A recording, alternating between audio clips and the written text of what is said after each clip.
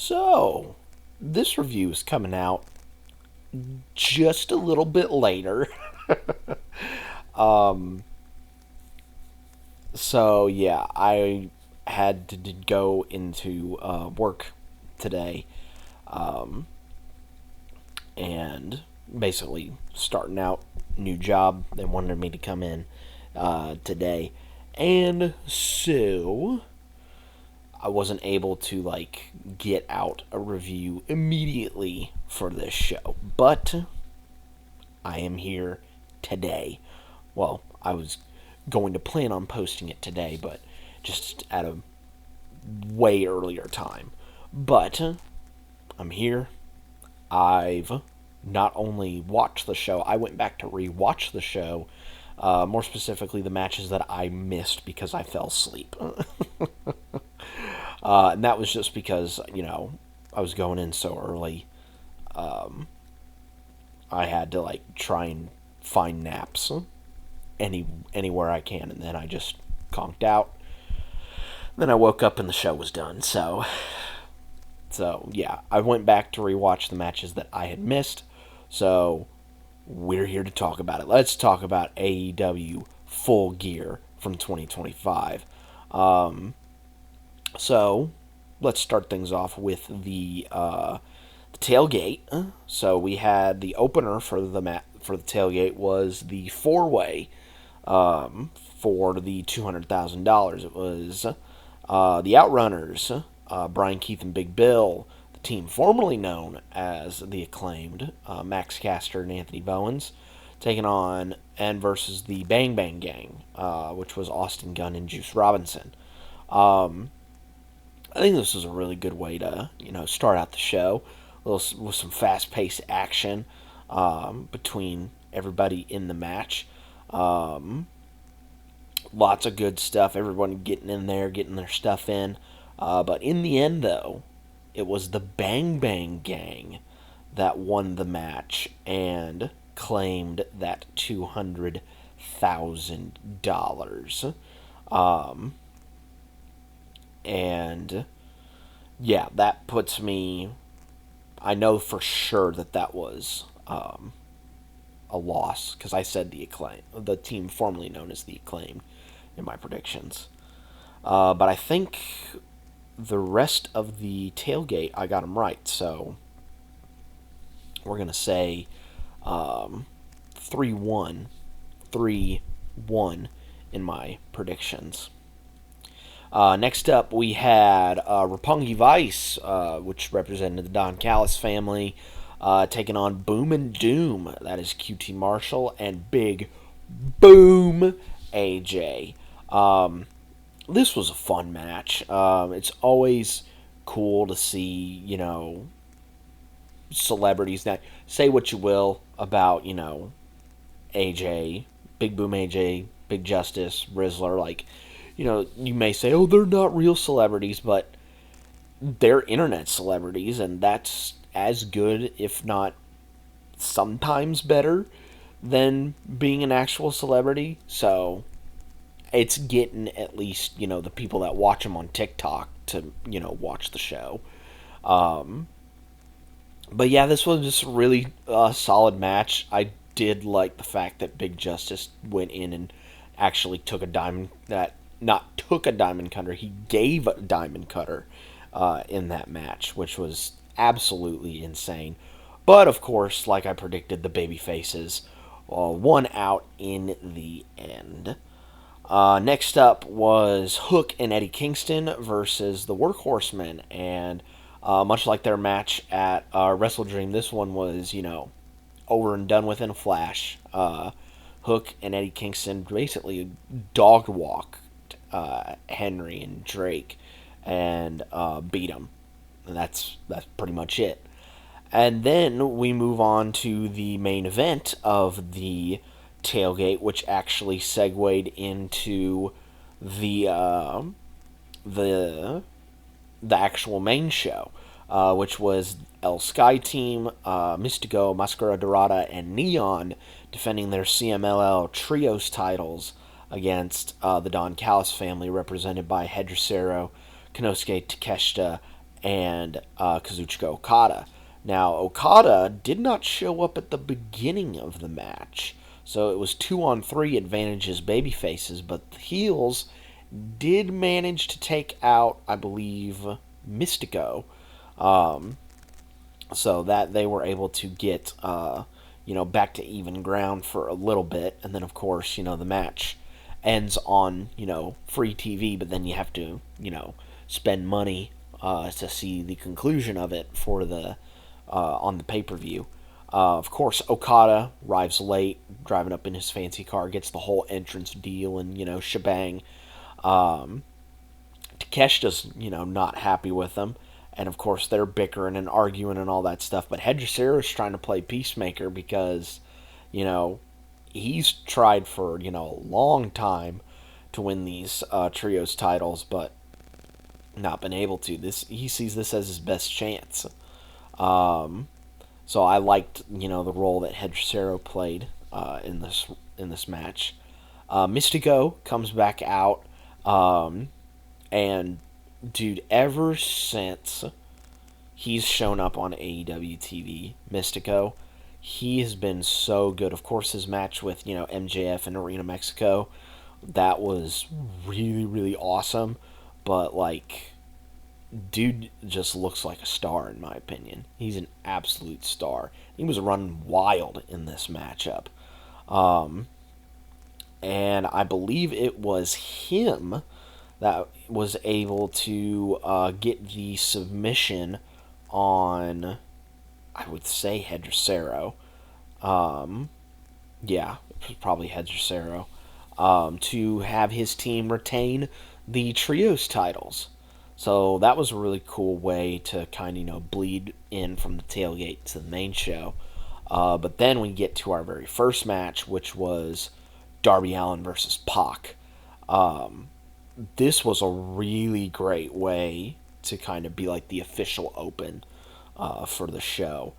Darby in the early stages actually out-wrestled Pac early on, but then, of course, Pac, I did give him the size advantage in my predictions, because even though they're roughly about the same, height, Pac is just, a shredded Englishman, so he was definitely going to have the strength advantage in that. And not only that, Allin had second-degree burns on his body, which definitely played a factor. Pac gorilla pressed Allin off the apron onto the floor, and he just hit with a thud that sounded horrible. Allin took his ring post bump where he just flies out of the corner, which looked scary. Of course, the burns played into effect. Just really good back and forth between the both of them in this. But in the end, though, it was Darby Allin that was able to get the win by pinning Pac, which I believe it was... Or no, sorry, Pac defeated Darby Allin. Excuse me, I misspoke there. Yes, Pac was able to defeat Darby Allin, which I think that was a loss for me, because I believe I said Darby Allin was going to win. Moving on to the women's tag 4-way, Megan Bayne and Marina Shafir, a.k.a. the dangerous duo to ever walk the face of the earth. The Sisters of Sin, Julia Hart and Sky Blue. The Babes of Wrath, Willow Nightingale and Harley Cameron. And the Timeless Love Bombs, Toni Storm and Mina Shirakawa. The winner of this will determine what the stipulation is going to be for their semifinal match in the women's tag title tournament. This was a really good match, although I will say, if I am being just a little bit nitpicky, I know that Marina Shafir, her background is, more so MMA rather than professional wrestling. But her selling in this just looked really weird. And am I the only person that notice that her selling was just like a little bit weird. But let me know down in the comments below if you had that exact same thought. But yeah, everybody got a chance to shine in this. Bane and Shafir, Babes of Wrath, Sisters of Sin. Sisters of Sin and Bane and Shafir butted heads a little bit, even though they just tagged together in Women's Blood and Guts. But of course, it's going to be every team for themselves in this tournament. And Timeless Love Bombs also got a chance to shine in this. And they actually won this match, which I was surprised at because I would have thought, give the heels the stip. But no, the heels are actually going to be on the back foot because they have no idea what the stip is going to be. Because it'll be the Love Bombs versus Shafir and Bane. And then it'll be Babes of Wrath versus Sisters of Sin on the other side of the bracket. So it'll be interesting to see what the stipulation is for Love Bombs versus Bane and Shafir. Moving on, we've got the AEW World Tag Title match, FTR versus Brody King. Or FTR versus Brody King and Bandito. Brodito. I think I was meant to say Brodito, but I ended up not doing it. This was a really, really good match. Really good tag team match. FTR is like one of the best tag teams in the world right now. And Brodito just has this really, really good chemistry about him that they are able to just gel with pretty much anybody in that ring. And it's really, really cool to see. Lots of good tandem offense. At one point, Stokely just gets devastated by Brody doing a tope to the outside. There were multiple false finishes in this that I thought for sure that was going to be it, but nope, they just kept kicking out, breaking it up, all that stuff, until FTR hit the spike pile driver onto Bandito to pick up the win and win the AEW Tag Team titles, which I think, like I said in my predictions, because I did predict FTR to win this, I'd put Bandito and Brody in the C2 and just have them tear it up and just have a really good showing in the C2. That's just my opinion, but what do I know? But really excited to see what FTR are going to be able to do with the tag titles, and hopefully they have a good reign with them. Next up, we have the Casino Gauntlet match for the new AEW National title, which I must say, I know we give a lot of guff to AEW about them having so many titles on the show. But man, that national title looked really, really good. Really old school, but really, really good. So, if you keep putting out these beautiful belts, I might turn a blind eye. I don't know. But of course, Bobby Lashley and Shelton Benjamin were the ones that started the match. Out next was Ricochet, who said, hey, you two are supposed to be fighting each other. No, lovey-dovey this. But, of course, that was a distraction for the Gates of Agony to come out. They wreck shop, send Lashley and Shelton to the outside. And then Ricochet has to deal with the Death Riders.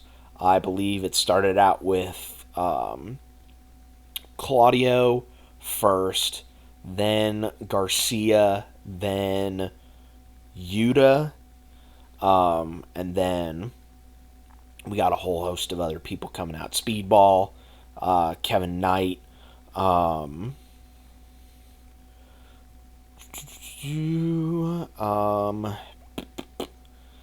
give a real running order on the Wikipedia page, which I'm looking up to kind of refresh my memory a little bit. But one of the entrants in the match was Matt Menard, Daddy Magic himself, going to get his against Daniel Garcia, and basically they head into the crowd, and they're basically non-factor for the rest of the match.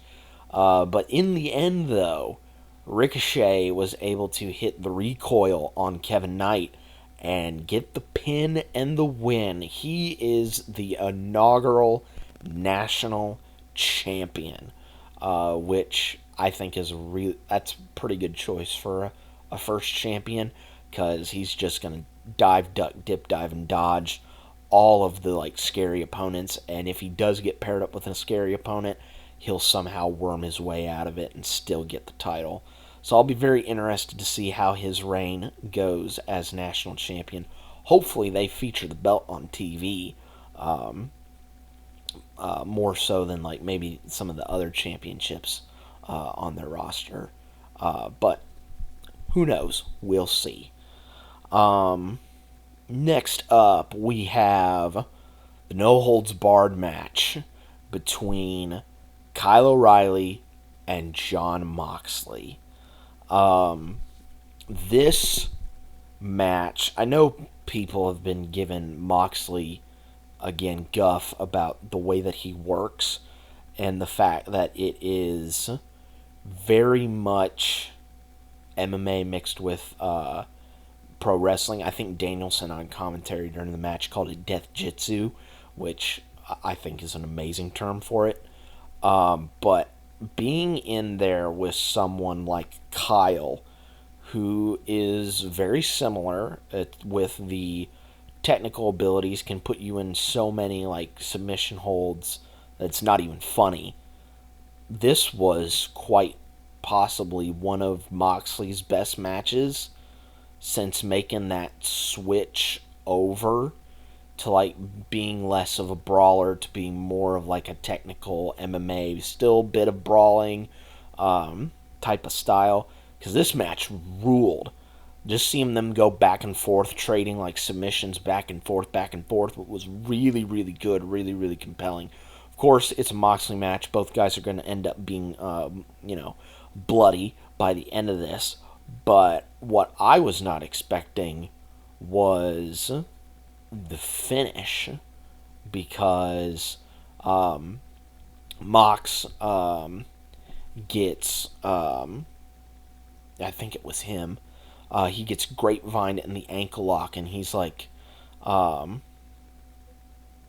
calling out, all of the Death Riders and stuff to the ring, and Kyle's able to fend him off, but Kyle's able to get Moxley back into that ankle lock, and Moxley tapped out.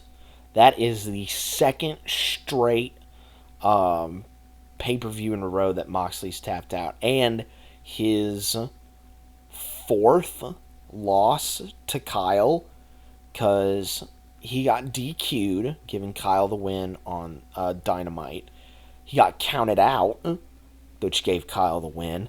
He surrendered for his team in Blood and Guts because of Kyle, and now Kyle just beat him in a no-holds-bar match. And considering the fact that AEW put on their socials a promo about, Mox, because afterwards Mox beat up Kyle and incapacitated him, where the conglomeration had to come out and cart him away, where Mox is like, yeah, I'm still good, and all of the Death Riders look mad at him. I think it's safe to say that the Death Riders may throw out Moxley come the end of the year. We'll just have to wait and see. But this was a really good match, and I think Moxley's best since, making that shift over to his new style. Next up, in a very kind of similar matchup, we have Mark Briscoe and Kylefletcher for the TNT title in a no DQ match. If Briscoe loses, he joins the Don Callis family. I did like the little intro that Briscoe had before his entrance. I thought that was really touching. And much like the No Holds Barred match, This was grisly, but in a different way. There were tables, there were jank ladders, there were thumbtacks, there were chairs, there was just all sorts of hardcore violence. And of course, this is an element in which Briscoe thrives in, so he definitely got a fair bit of offense. But credit to Kyle, he was able to hold his own there in the end. But in the end, though,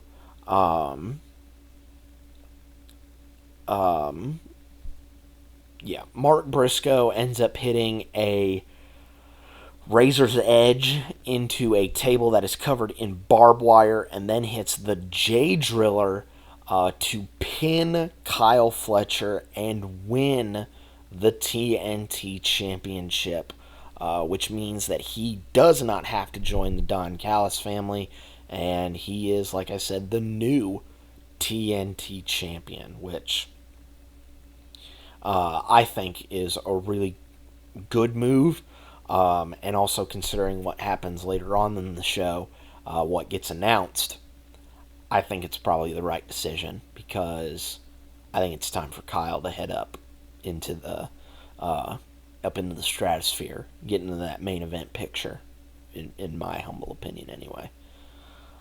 Next up, we have the $1 million trios match between Josh Alexander of the Don Callis family and the Young Bucks versus Jurassic Express and Kenny Omega.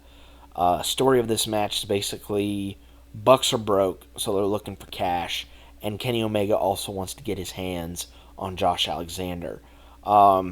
Moment early on in the match where Kenny kind of tweaks his leg on the outside, and he gives it just a little bit of attention, and that is basically all of what Josh Alexander kind of focuses on throughout that match, is just breaking down Kenny, and more specifically breaking down that leg. But everyone gets their chance to shine in this.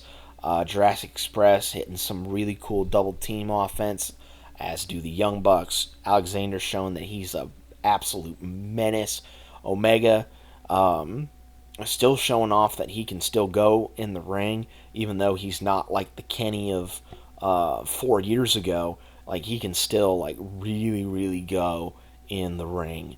Of course, Bucks hitting super kicks left, right, and center. But in the end, though, they catch Jackperry with the BTE trigger, and they win. They help win the match for them and Josh Alexander, and they are now $1 million richer. The rest of the Don Callis family come out to celebrate, and of course, Don is like, let's go have some fun, spend the money, let's go have fun about town, while the rest of the Don Callis family attack Kenny in the ring just to inflict some further damage. Young Bucks are a bit hesitant, and they head back down to the ring and clear the ring of the Don Callis family. They make good with Jurassic Express, but Kenny's not wanting to shake their hands. He wants a hug instead. So Young Bucks are now back to being baby faces, with the Elite fully reformed. So it will be very interesting to see where this kind of goes. My assumption is that they're going to feud with the Don Callis family. So it'll be interesting to say the least. Next, Krisstatlander versus Mercedesmone for the AEW Women's title. This, in my opinion, was probably match of the night, in my opinion. Close second, I think, would be like the no DQ match, and then the no holds barred match, in my opinion. But this was really, really good. Say what you will about Mercedesmone, she didn't deserve those championships. She puts in the work, though. She puts in that work during the matches. Holy moly. She hit 14 suplexes in a row, one for each of her championships, which I thought was absolutely insane. But Statlander, showing that she's no slouch early on, picked up Mercedesmone from a tope, had her in a fireman's carry, and carried her all the way up the stairs, which is absolutely insane. Mercedesmone, though, targeted the arm in the matchup after a hard landing to the outside early on in the match by Statlander. Just really, really good back and forth stuff. Lots of points where I thought the match was going to be over and done with. But in the end, though, Statlander was able to hit Saturday Night Fever to retain her AEW Women's World title. This is the first time that she's beat Mercedesmone, and it's Mone's second time trying to challenge for the AEW Women's World title and coming up short. So, I like the story that, Mercedesmone is just collecting all these championships, but she can't win the AEW Women's World title. I would like the story to progress just a little bit more of, okay, she might start to lose the plot a little bit, and then she starts losing her other championships. Like, she will lose all of her championships, and then she'll win the AEW World's title. That's how I would like the story to play out, but, that's just me being hopeful. But still, Statlander retains the AEW Women's World title, which then leads us to the main event. Hangman Adam Page versus Samoa Joe inside a steel cage for the AEW World's title. This was really, really good. I think this was a better match than their Wrestle Dream match, mainly because it told a really, really cool story, and also the fact, it's a steel cage. Now, granted, they didn't have to come off the top of the steel cage. They just told a really, really good story, and both guys got bloody really, really quick. Joe, I think, after Hangman hit him in the head a couple times with his boot. Page, also because he got driven head first into the steel cage. It was absolutely insane. Of course, the Ops had to show up. Shibata came out and taunted Page with the AEW Championship, which then let Eddie Kingston come out, and him and Shibata brawled their way to the back. Hobbs came out. He ripped the chain off the door, and so he got inside, but of course, he got a low blow and sent into the cage for his trouble. Now, thanks to that door being open, Hangman was able to hit the buckshot on Joe, which I thought was a really clever way of actually getting him to do the buckshot, even inside of a steel cage. But there, of course, is no referee because the ref got bumped earlier on. Hook came out and tried to resuscitate Paul Turner, the referee, but he looks down at that AEW World title, looks at Hangman Page, and clocked Page with the title. And basically told Joe, now's your chance. Hook also wakes up Turner. Joe hits a muscle buster onto the title. 1, 2, 3.